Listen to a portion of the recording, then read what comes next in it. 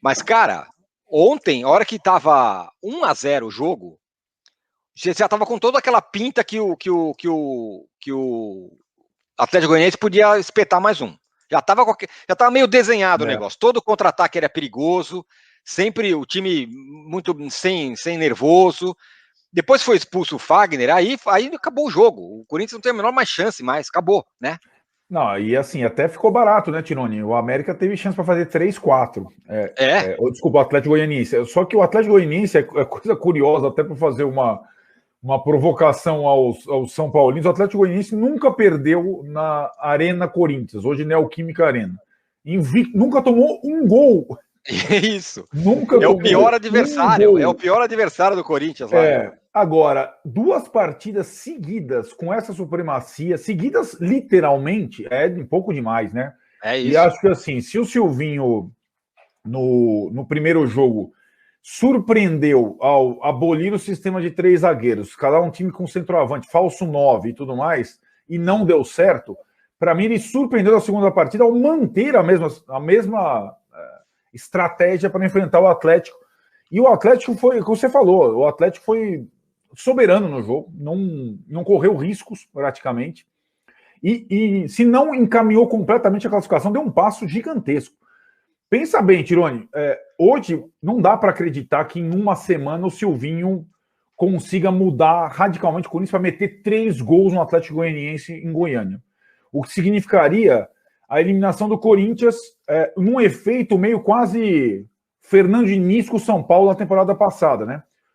Não é responsabilidade toda do Silvinho, mas num curto espaço de tempo. Eliminado no Paulista, eliminado na Sul-Americana, pode ser eliminado da Copa do Brasil e só ter o brasileiro pela frente, né? E acho esse início muito preocupante. Não surpreende a questão por conta da fragilidade do elenco do Corinthians, mas me surpreende o fato do Silvinho já ter, num curto espaço, praticamente sem treinos, querendo assinar uma nova forma de atuar. E aí eu falei um pouco com o nosso ex-companheiro Darmani, Stéphane Darmani, grande francês, Boa. Que, além de tudo, é torcedor do Lyon, né? E acompanhou o Silvinho lá nos 11 jogos que ele fez no Lyon. E quando ele chegou no Lyon, levado pelo Juninho Pernambucano, a outra experiência dele como técnico, ele também, de chegada, ele mudou o sistema, escalou um time com um falso 9, que era o Memphis Depay, o holandês. Só que lá, as 2 primeiras partidas foram uma goleada e uma vitória. Os caras, opa, legal. Aqui foram 2 derrotas em casa. Então, não sei, sinceramente, se já para o final de semana, para enfrentar o Lisca, assim, hoje o América Mineiro e o Atlético Goianiense são muito mais organizados que o Corinthians, sendo que o Barroca também só tem 2 partidas isso mesmo, comando do Atlético Goianiense.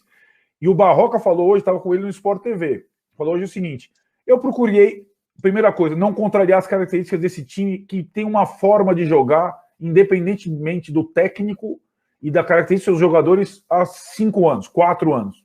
A primeira coisa, eu não vou mudar. Aos poucos, eu vou tentar incrementar uma coisa ou outra. Foi a primeira frase dele. Então, acho que é isso. Você chega num dia, se tem alguma coisa dando certo, teve alguma coisinha no Corinthians que melhorou. Foi o sistema de 3 zagueiros, lá com o Piton e o Fagner, um pouco mais de proteção, né? Foi o que estava dando certo. O Silvinho, varreu tudo. E agora eu não sei se ele vai mudar para o jogo do brasileiro e também para o jogo da Copa do Brasil, mas o começo é muito ruim mesmo. Poucas vezes você vê uma circunstância dessa. Você tem uma estreia em casa no brasileiro, depois uma partida em casa pela Copa do Brasil contra o mesmo adversário. E o Corinthians perdeu as 2. Isso vai ficar registrado na história. Incrível, cara. Exatamente. Fala aí, Mauro, né? Começou mal demais, né? Esse momento tá terrível. E todo mundo falando, porque o time é ruim, porque o time é ruim, porque o time é ruim. Mas nesses jogos teve também o trabalho, sei lá, pelo menos ainda muito inseguro, muito incipiente do Silvinho, né? E a entrevista dele depois do jogo foi até surpreendente. Em um dado momento, ele que é um adepto feroz do tatiquês, né? Ele usou aquelas expressões, o interno, o externo, o beirada, falou construtor, construtor, falou tudo. Aí depois ele falou assim, não, ele, em outras palavras, disse, a tática ela tem relevância, mas importantes são os jogadores, técnicos com o perfil do Silvinho costumam ser muito, digamos assim, até meio xiitas com relação a sistema tático, forma de jogar, um certo rigor, né, no comportamento dos atletas. E ele falou um negócio meio fugindo desse discurso. Me pareceu assim, aquela situação que o cara fala isso porque ele não consegue explicar o que aconteceu.